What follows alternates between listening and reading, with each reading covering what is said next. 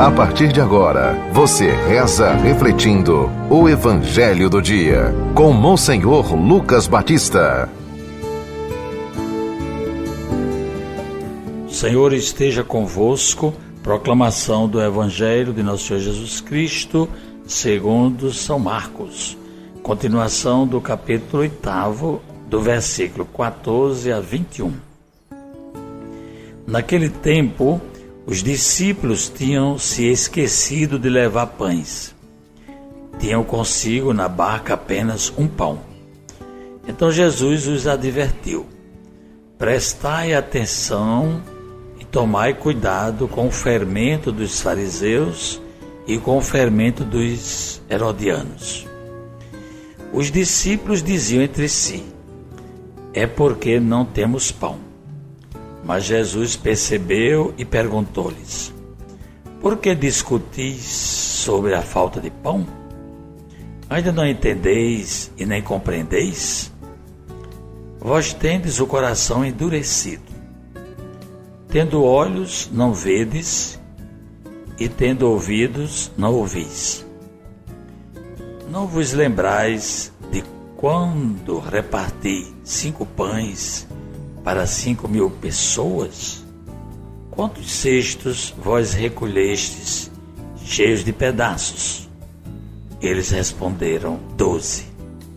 Jesus perguntou: e quando reparti 7 pães com 4.000 pessoas, quantos cestos vós recolhestes, cheios de pedaços? Eles responderam: 7. Jesus disse: e ainda não compreendeis? Palavra da salvação. Meus irmãos, ouvintes da 91.9, do nosso Instagram e do nosso YouTube. Ontem nós refletíamos sobre aquela pergunta que os fariseus faziam a Jesus: que sinal fazes para que nós acreditemos que ele era o Filho de Deus? Os fariseus pedem a Jesus um sinal, um milagre. Jesus aproveitou a ocasião para ensinar que os milagres e os sinais são ações de solidariedade e não espetáculos. Os milagres não pretendem comprar a fé do povo. O povo não depende de milagres para crer. Em uma palavra, a fé não pode depender dos milagres. Pelo contrário, os milagres sim é que dependem da fé. Então isso aqui é um comentário da Bíblia da Ave Maria muito interessante para a gente retomar ontem. Vocês estão sempre acompanhando todos os dias o Evangelho do Dia, então a gente está retomando assim para fortalecer mais o nosso compromisso com a pessoa de Jesus. E hoje Jesus está no barco, caminhando com os apóstolos, os discípulos, e eles se esqueceram de levar pães. Na barca só havia um pão. Então Jesus aproveitou para fazer um ensinamento novo. Chamou a atenção dos discípulos para que eles não se deixassem levar pelo fermento dos fariseus, nem pelo fermento de Herodes. O fermento aqui é sinal negativo de fermentação que faz crescer o pão da incompreensão e da incredulidade, que é típico dos fariseus e dos herodianos. Os fariseus, o fermento deles era baseado na ideologia nacionalista, e os herodianos na ideologia da dominação. Então Jesus está chamando a atenção dos discípulos, que Jesus vai terminar a sua missão aqui na terra e vai entregar aos discípulos, que eles tenham cuidado para não se deixar levar por essas ideologias, essa fermentação, porque não vai de contra são dois fermentos que destroem o Evangelho e a própria pessoa de Jesus. Os discípulos pensavam que Jesus estava falando assim porque eles não tinham levado pão. Mas Jesus chama atenção para que eles compreendam. O mestre alerta os discípulos para a incompreensão de seus seguidores. Depois de tudo que Jesus realizou, eles ainda não compreendem nada. Jesus chamou a atenção, por exemplo, para os 2 milagres que ele realizou multiplicando os pães para as multidões. Quantos cestos sobraram? Aí eles responderam 12 no primeiro milagre. No segundo, quantos cestos vocês recolheram com pães? 7. Pois bem, aqui Jesus faz uma pergunta: e vocês não compreenderam ainda?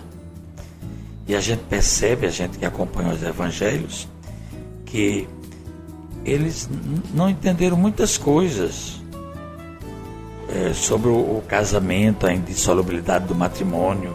Eles tiveram dúvidas sobre a morte de Jesus na cruz, eles não podiam nem imaginar.